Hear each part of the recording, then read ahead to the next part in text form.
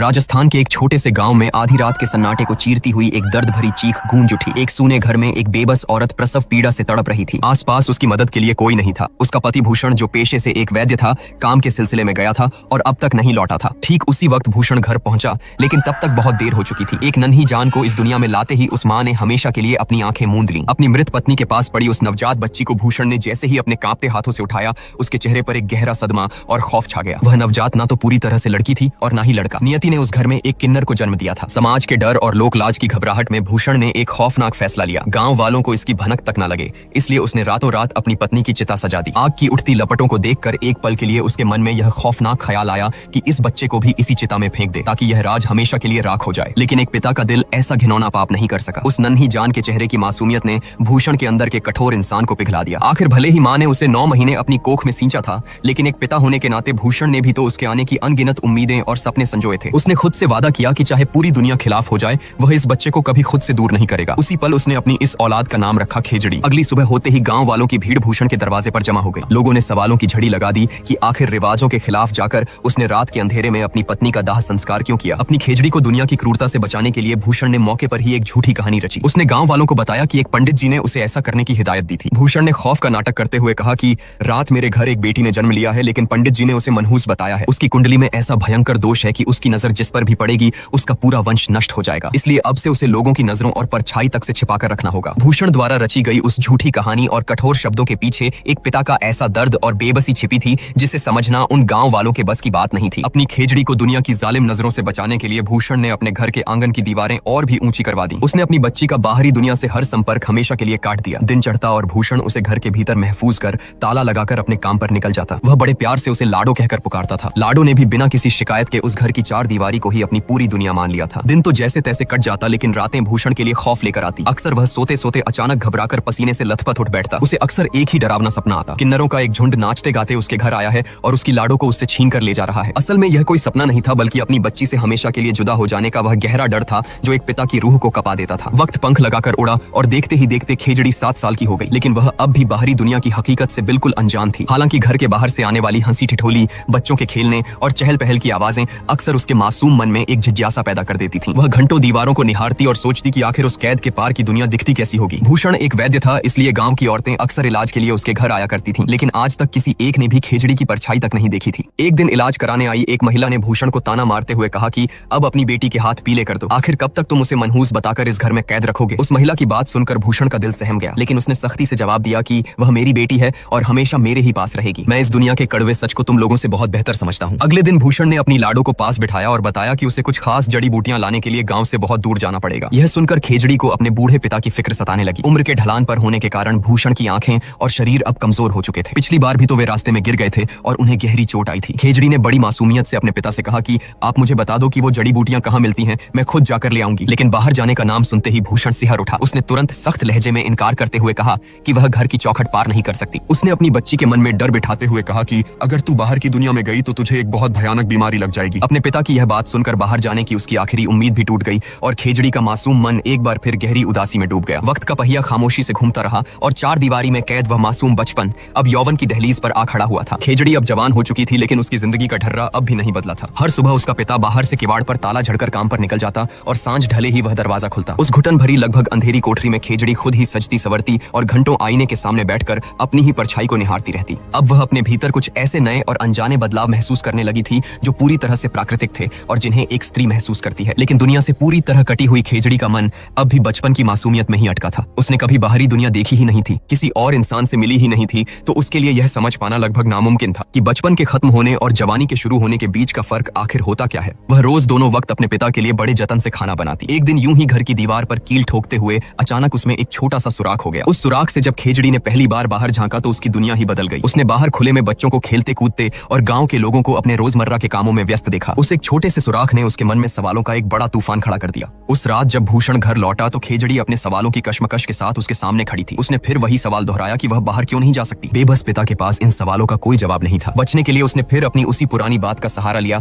कि अगर वह बाहर गई तो उसे छूत की बीमारी लग जाएगी। लेकिन खेजड़ी का तार्किक मन अब यह जान चुका था कि यह सिर्फ एक कोरा झूठ है। अगर सच में कोई बीमारी होती तो बाहर के लोग कैसे जिंदा और खुशहाल रहते। हताश होकर खेजड़ी के मुंह से निकल गया कि शायद मैं इसी काली अंधेरी कोठरी में ही घुट घुट कर मर जाऊंगी। इस बात ने भूषण के दिल पर गहरी चोट की। खेजड़ी ने रूठकर अपने पिता से बात करना पूरी तरह बंद कर दिया। लगातार 2 दिनों की उस खामोशी ने भूषण को अंदर से झकझोर कर रख दिया। अपनी लाडो की यह चुप्पी उससे बर्दाश्त नहीं हुई। तीसरे दिन जब वह काम पर जाने लगा तो उसने अंदर की किवाड़ खुली छोड़ दी। भारी मन से उसने अपनी बेटी से कहा कि मैं चाहकर भी तुझे बाहर की दुनिया में नहीं छोड़ सकता, लेकिन तेरी इस छोटी सी दुनिया को थोड़ा बड़ा जरूर कर सकता हूँ। उसने खेजड़ी को आंगन तक जाने की इजाजत दे दी, लेकिन यह सख्त हिदायत भी दी कि घर की बाहरी दहलीज से आगे कदम रखना अब भी सख्त मना है। बरसों की कैद के बाद आज जब खेजड़ी ने पहली बार खुले आंगन में कदम रखा तो जैसे एक जादू सा हो गया। सुनहरी धूप की गर्माहट और तेज बहती आजाद हवाओं ने जब पहली बार उसके शरीर को छुआ तो वह खुशी से झूम उठी। किसी और के लिए यह शायद कोई मायने नहीं रखता, लेकिन खेजड़ी के लिए यह छोटी सी आजादी एक बहुत बड़ी नेमत थी, जिसने उसकी दुनिया को थोड़ा ही सही पर बहुत खूबसूरत बना दिया था। तभी आंगन में खड़े ही खेजड़ी की नजर बाहर से गुजरते हुए गांव के एक नौजवान मंगल पर पड़ी। उसे देखते ही खेजड़ी के भीतर एक अजीब सी सिहरन दौड़ गई, एक ऐसा अनजाना और नया एहसास जो उसने आज से पहले कभी महसूस नहीं किया था। शायद यह यौवन की दहलीज पर कदम रख चुकी एक देह के भीतर उठने वाले प्राकृतिक बदलावों की पहली दस्तक थी। लेकिन उसी दिन गांव में एक खौफनाक घटना घटी। मंगल को किसी लड़की के साथ आपत्तिजनक हालत में पकड़े जाने पर गांव वालों के भयानक कहर का सामना करना पड़ा। भीड़ ने इंसानियत भूलकर उसे जानवरों की तरह पीटा। रात के वक्त जब भूषण अपने घर में था तभी बाहर से किसी की घबराई हुई आवाज ने सन्नाटा चीर दिया। भूषण ने बाहर जाकर देखा तो मंगल का पिता अपने अधमरे और बेहोश बेटे को उठाकर लाया था। बेदर्दी से हुई पिटाई के कारण मंगल की हालत बेहद नाजुक थी। उसे तुरंत घर के अंदर लाया गया और वैद्य भूषण ने उसका इलाज शुरू किया। दीवार के उसी छोटे से सुराख से खेजड़ी यह सब कुछ सहमी हुई आंखों से देख रही थी। मंगल को जो भयानक चोटें आई थीं, वे उसके गुप्त अंगों पर थीं। उस सुराख से देखते हुए खेजड़ी के जहन में सालों से उठ रहे कई सवालों पर जमी धूल अचानक साफ होने उसे देखकर आप चौंक जाएंगे। वीडियो में दिखाऊंगा, लेकिन उससे पहले अगर मेरी बिल्ली क्यूट है तो लाइक और सब्सक्राइब करना मत भूलना। और इस बेचारे पप्पी को देखो, वो ठंड में भूखा है और कोई उसकी मदद नहीं करता, क्योंकि सब नजरअंदाज करते हैं। अगर आप अच्छे इंसान हो तो कमेंट में एक दिल जरूर छोड़ना। यकीन मानो लाखों फरिश्ते आपके परिवार के लिए दुआ करेंगे। यह वीडियो अपने दोस्तों के साथ। पहली बार उसे स्त्री और पुरुष की शारीरिक बनावट का बुनियादी फर्क समझ में आ रहा था, लेकिन इस नए ज्ञान ने उसके भीतर एक और बड़ा तूफान खड़ा कर दिया कि अगर स्त्री और पुरुष ऐसे होते हैं तो फिर वह खुद क्या है। वह अब भी अपनी ही पहचान की तलाश में उलझी हुई थी। पूरी रात वह इसी गहरी सोच के भंवर में डूबती उतरती रही। अगली सुबह मंगल अब भी भूषण के घर में दर्द से बेहाल लेटा था। उसका पिता भूषण के सामने हाथ जोड़कर गिड़गिड़ा रहा था कि वह किसी भी तरह उसके बेटे को ठीक कर दे। वह जिंदगी भर उसका यह एहसान नहीं भूलेगा। लेकिन एक वैद्य होने के नाते भूषण उसे कोई झूठी तसल्ली नहीं दे सकता था। उसने भारी मन से मंगल के पिता को वह कड़वा सच बताया कि मंगल के गुप्त अंगों पर इतनी गहरी चोट लगी है कि वह अब कभी बाप नहीं बन सकता और ना ही एक सामान्य शादीशुदा जिंदगी जी सकता है। भूषण के यह शब्द जैसे ही मंगल के कानों में पड़े तो मानो उस पर बिजली गिर गई। उसके जीवन का आधार ही छिन गया था। अब वह समाज की नजरों में कभी अपने पुरुषार्थ का प्रमाण नहीं दे सकता था। काम पर निकलते वक्त भूषण ने खेजड़ी को सख्त हिदायत दी कि बाहर वाले कमरे में मंगल सोया है, इसलिए वह अपने कमरे का किवाड़ अंदर से बंद ही रखे। लेकिन पिता के जाते ही खेजड़ी से रहा नहीं गया। वह दबे पांव उस कमरे की तरफ गई। वहां मंगल अपनी फूटी किस्मत पर जार जार आंसू बहा रहा था। खेजड़ी ने बिना कुछ कहे बड़ी खामोशी से उसे पीने के लिए पानी दिया और अपने कमरे में लौट आई। अपने कमरे में वापस आकर खेजड़ी का मन किसी अज्ञात बेचैनी से तड़प उठा। उसने तुरंत एक बक्सा खोला और उसमें रखी अपने पिता की आयुर्वेद और शरीर विज्ञान की सभी किताबें बाहर निकाल ली। पन्ने पलटते हुए उसे यह तो समझ आ गया कि इस दुनिया में प्रकृति ने मनुष्य जाति को सिर्फ 2 ही खांचों में बांटा है, पहला स्त्री और दूसरा पुरुष। लेकिन जब उसने किताबों में बने चित्रों और शरीर की संरचनाओं को अपनी देह से मिलाया तो उसके पैरों तले जमीन खिसक गई। उसे यह खौफनाक सच महसूस हुआ कि उसके शरीर की संरचना इन किताबों में छपे स्त्री और पुरुष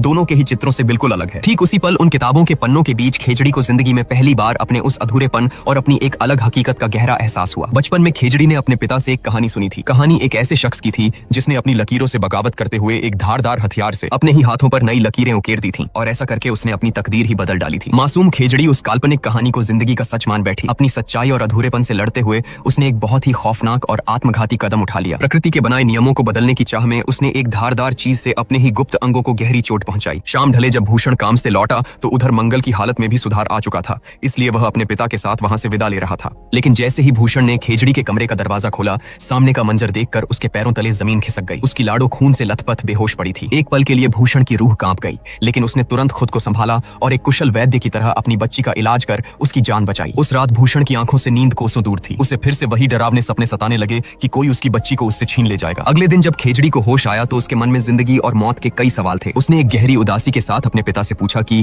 क्या सच में अगला जन्म होता है। भूषण का दिल भर आया। उसने अपनी बेटी के सिर पर हाथ फेरते हुए कहा कि जब मैं तुझे अपने पिछले जन्म के किसी कर्म की सजा नहीं मानता तो फिर ये अगले जन्म जैसी भी कोई चीज नहीं होती। उसी पल भूषण ने तय किया कि अब वह अपनी बच्ची को अंधेरे में नहीं रखेगा। उसने खेजड़ी को वह कड़वा सच बता दिया जिसे वह इतने सालों से छुपाए हुए था कि वह कभी मां नहीं बन सकती और ना ही एक आम औरत की तरह गृहस्थ जीवन जी सकती है। लेकिन खेजड़ी का नजरिया इस दुनिया से बिल्कुल अलग था। उसने बड़ी ही सहजता से कहा कि यह मेरी कोई कमी नहीं है, क्योंकि मुझे परमात्मा ने ही ऐसा बनाकर भेजा है। अधूरापन तो शायद हर किसी में होता है। कोई जन्म से अंधा होता है, कोई बोल या सुन नहीं पाता तो किसी का दिमाग कमजोर होता है। यह सब भी तो इंसानों की कमियां ही हैं। फिर मैं अलग कैसे? खेजड़ी की इन दार्शनिक बातों ने भूषण के अंदर सालों से दबे खौफ का बांध तोड़ दिया। उसका सब्र जवाब दे गया और उसने समाज की उस काली सच्चाई को खेजड़ी के सामने नंगा कर दिया। उसने चीखते हुए कहा कि यह समाज ऐसे लोगों को अपना हिस्सा नहीं मानता। यह दुनिया उन्हें सिर्फ और सिर्फ घृणा और नफरत की नजर से देखती है, इसलिए तुझे जिंदगी भर खुद को इस दुनिया की नजरों से छिपाकर ही रखना होगा। भूषण की यह बात सुनकर खेजड़ी के सब्र का भी पैमाना छलक गया। जब भूषण कमरे से बाहर जाने लगा तो उसने पीछे से आवाज लगाते हुए एक सख्त चेतावनी दी। मैं इस काल कोठरी में घुट घुट कर अपना पूरा जीवन नहीं बिता सकती।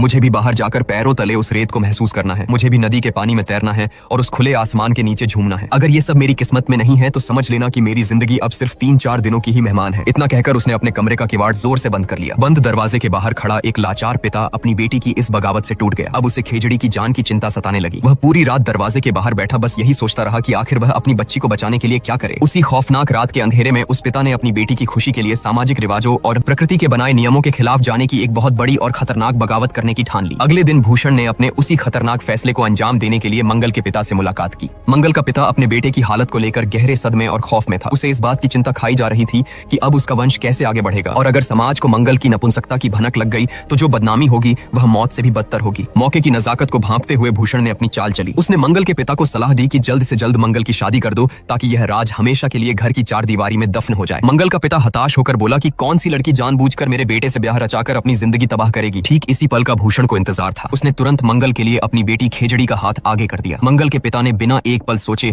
इस रिश्ते को हाँ कर दी। उसे लगा कि खेजड़ी जन्म से ही मनहूस है, इसलिए शायद भूषण अपनी उस मनहूस बेटी से छुटकारा पाने के लिए मजबूरी में यह कदम उठा रहा है। अगले ही दिन बिना किसी शोर शराबे के खेजड़ी और मंगल का ब्याह रचा दिया गया। विदाई की घड़ी आई तो खेजड़ी अपने पिता के गले लगकर फूट फूट कर रोने लगी, लेकिन जैसे ही उसके रोने की आवाज घूंघट से बाहर आई वहां खड़े गांव वाले सन्न रह गए। वह आवाज किसी भी तरह से एक कोमल स्त्री की नहीं थी, उसमें एक अजीब सा भारीपन था। गांव वालों को शक में घूरता देख भूषण ने तुरंत बात संभाली और कहा कि अपनी मरी हुई मां को याद कर करके मेरी लाडो का गला बैठ गया है, इसलिए इसकी आवाज ऐसी भारी मालूम पड़ रही है। आखिरकार भूषण ने उसे विदा कर दिया। बाहर से रोती हुई दिखने वाली खेजड़ी के अंदर आज एक अजीब सी खुशी नाच रही थी। लेकिन चैनल को सब्सक्राइब करो पहले। हाँ जल्दी करो, मुझे पता है कि आप लोग नहीं करते, वीडियो देखते हो लेकिन सब्सक्राइब नहीं करते। ये लाल कलर का बटन नहीं से दबाओ, जल्दी दबाओ, जल्दी दबाओ, फिर मैं शुरू करूँ। दबा दो जल्दी, दबा दिया, घंटी भी दबा देना। यह खुशी ज्यादा देर नहीं टिकने वाली थी। रात हुई और मंगल भारी व निराश कदमों के साथ सुहागरात के कमरे में दाखिल हुआ। आते ही उसने खेजड़ी से लालटेन बुझा देने को कहा। उस घुप्प अंधेरे में मंगल ने भारी मन से कहा कि यह जिंदगी भर का साथ है, इसलिए मैं तुमसे झूठ नहीं बोल सकता। उसने अपना कड़वा सच खेजड़ी के सामने रख दिया और बताया कि एक पत्नी जिस सुख की उम्मीद अपने पति से रखती है वह सुख उसे जिंदगी में कभी नहीं दे पाएगा। मंगल का सच सुनकर खेजड़ी को लगा कि अब उसे भी अपने जन्म का सबसे बड़ा राज खोल देना चाहिए। उसने भी बिना किसी झिझक के अपना सच मंगल के सामने रख दिया। खेजड़ी की हकीकत जानकर मंगल के पैरों तले जमीन खिसक गई। वह एकदम से दंग रह गया। उस रात के सन्नाटे में दो अधूरे इंसानों ने एक दूसरे के राज को जिंदगी भर छुपाए रखने की कसम खाई। अचानक मंगल जोर जोर से हंसने लगा। उसकी वह हंसी खुशी की नहीं थी, वह अपनी फूटी किस्मत और तकदीर की उस खौफनाक विडंबना पर हंस रहा था जिसने उन दोनों के साथ इतना क्रूर मजाक किया था। हालांकि खेजड़ी उसकी इस दर्द भरी हंसी का असल मतलब नहीं समझ सकी। यह शादी एक बहुत बड़े धोखे की बुनियाद पर खड़ी की गई थी और इसका सबसे बड़ा गुनहगार कोई और नहीं बल्कि खुद भूषण था, जिसने एक पिता के अंधे मोह में आकर दो जिंदगियों को एक ऐसे झूठ के धागे से बांध दिया था जिसका भविष्य पूरी तरह अंधकार में था। अगले दिन खेजड़ी गांव के तालाब पर पानी भरने गई। वहां पनघट पर महिलाओं की भीड़ थी। तभी उसके कानों में एक महिला की रुआसी आवाज पड़ी। वह बेचारी निसंतान थी और रोते हुए बता रही थी कि परिवार वाले उस पर भारी दबाव डाल रहे हैं। अगर उसने जल्द ही किसी वारिस को जन्म नहीं दिया तो वे लोग उसके पति की दूसरी शादी करवा देंगे। यह सुनकर खेजड़ी का दिल पसीज गया। घर लौटकर खेजड़ी ने मंगल के सामने एक प्रस्ताव रखा। उसने कहा कि मैंने अपने बापू से आयुर्वेद का अच्छा खासा ज्ञान लिया है, क्यों ना मैं भी उनकी तरह उपचार शुरू कर दूं। इससे किसी का भला भी हो जाएगा और घर में 4 पैसे भी आ जाएंगे। उस महिला के इलाज के लिए उसे जंगल से कुछ खास जड़ी बूटियां लानी थी। मंगल भी इस बात के लिए राजी हो गया। उसी रात वे दोनों चुपके से घने बीहड़ की तरफ निकल पड़े। काफी तलाश के बाद आखिरकार उन्हें वह संजीवनी जड़ी बूटी मिल ही गई जो उस महिला की सूनी गोद भर सकती थी। जंगल से लौटते हुए खेजड़ी की नजर एक बहती नदी पर पड़ी। दिन के उजाले में तो लोगों के डर से वह कभी घर से निकल नहीं सकती थी, लेकिन रात के उस सन्नाटे में पानी देखकर वह खुद को रोक नहीं पाई और दौड़कर नदी में छलांग लगा दी। आज उसने खुद को हर बंदिश से आजाद महसूस किया। वह पानी की लहरों के साथ जी भरकर खेल रही थी, लेकिन किनारे पर खड़ा मंगल दहशत से कांप रहा था। उसे डर था कि अगर किसी ने खेजड़ी को इस हालत में देख लिया तो कयामत आ जाएगी, क्योंकि खेजड़ी के शरीर का वह गहरा राज अभी तक सिर्फ मंगल जानता था, गांव वाले नहीं। अगली सुबह होते ही खेजड़ी उस बेबस महिला के घर पहुंची और उसे जड़ी बूटी से बनी वह पुड़िया दी। पहले तो उस महिला ने खेजड़ी पर बिल्कुल एतबार नहीं किया, क्योंकि शहर के बड़े बड़े डॉक्टर और सालों के महंगे इलाज भी उसे मां नहीं बना सके थे। लेकिन खेजड़ी ने उसकी आंखों में आंखें डालकर बड़े विश्वास से कहा कि वह बस एक बार उस पर भरोसा करके देखे। खेजड़ी की उस सच्चाई और आत्मविश्वास ने महिला का दिल जीत लिया और उसने वह पुड़िया रख ली। उसी दिन खेजड़ी ने कल रात जंगल में साथ देने के लिए मंगल को दिल से धन्यवाद कहा। मंगल को थोड़ी खुशी देने के लिए खेजड़ी आज एक बहुत बड़ा कदम उठा चुकी थी। वह मंगल की उस पुरानी प्रेमिका को अपने साथ घर ले आई थी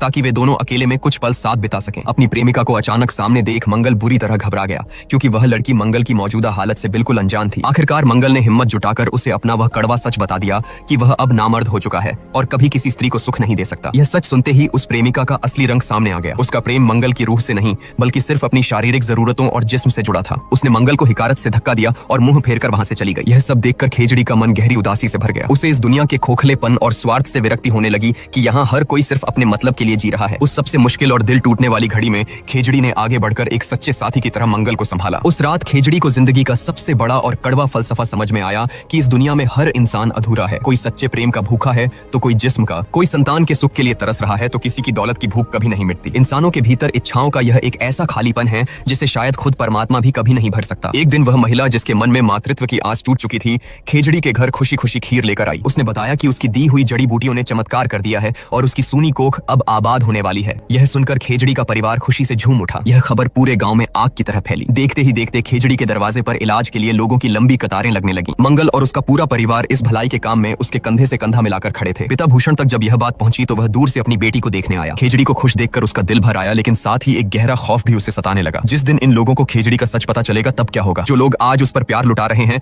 कल सच सामने आने पर वही उसकी जान के दुश्मन बन जाएंगे। इधर मंगल और खेजड़ी का रिश्ता एक अजीब सी रूहानी डोर से मजबूत होने लगा था। मंगल ने खेजड़ी से कहा कि वह उसे खुशियों और सहारे के अलावा और कुछ नहीं दे सकता, लेकिन दुनिया से ठुकराई गई खेजड़ी के लिए अपनों का यह साथ और सुकून ही उसकी पूरी दुनिया थी। लेकिन नियति को कुछ और ही मंजूर था। गांव के मंदिर में किसी देवी की विशेष पूजा का दिन था। पुरानी परंपरा के अनुसार गांव की सभी महिलाओं को नदी में पवित्र स्नान करने जाना था। बाकी औरतों के साथ खेजड़ी भी नदी पर गई। पानी की लहरों में वह बेफिक्र होकर नहा रही थी। तभी अचानक उस महिला की नजर खेजड़ी के शरीर पर पड़ी और इसी के साथ बरसों से छुपा वह राज हमेशा के लिए बेपर्दा हो गया। सच सामने आते ही उस औरत ने गांव के सभी स्त्री पुरुषों को इकट्ठा कर लिया। जिन आंखों में कल तक खेजड़ी के लिए सम्मान था, आज वे घृणा, नफरत और वहशत से भर गईं। सभी उसे एक अजीब और घिनौनी नजर से देखने लगे। गालियों और तानों की बौछार शुरू हो गई। मैंने देखो है पानी के भीतर, यो हिजड़ो है हिजड़ो। उस पल खेजड़ी को समझ में आ गया कि छूत की बीमारी उसे नहीं है, बल्कि यह पूरा समाज ही मानसिक रूप से बीमार और अछूत है। भीड़ ने हैवानियत की सारी हदें पार करते हुए उसे लात घूंसों से पीटना शुरू कर दिया। उन दरिंदों की भीड़ में एक चेहरा ऐसा भी था जिसे देखकर खेजड़ी की रूह कांप गई। अपनी जान और इज्जत बचाने की खातिर मंगल भी उसी भीड़ का हिस्सा बनकर खेजड़ी पर वार कर रहा था। उस पल यह कड़वा सच साबित हो गया कि नपुंसक वह नहीं होता जो बच्चे पैदा न कर सके,